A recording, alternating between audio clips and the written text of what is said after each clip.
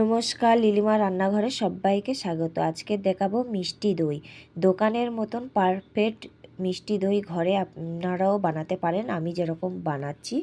দেখুন আমি কিভাবে বানাচ্ছি। আমার চ্যানেলটা যারা এখনও সাবস্ক্রাইবার করুনি, সাবস্ক্রাইবার করে লাইক করে আমার পাশে থাকুন। কড়াইটার মধ্যে আমি চিনি দিয়ে দিয়েছি, গ্যাসটা একদম স্লোতে রেখেছি।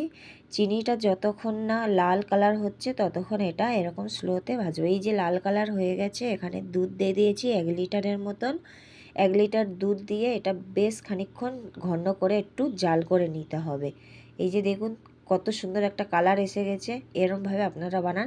আর এখানে 4 চামচের মতন টক দই নিয়েছি। দুধটা আগে থাকতে জাল করে একটু ঠান্ডা করে নিয়েছি, উস্কো উস্কো গরম আছে। এর মধ্যে টক দইয়ের মধ্যে মিক্স করতে হবে, মিক্সটা ভালো করে করতে হবে।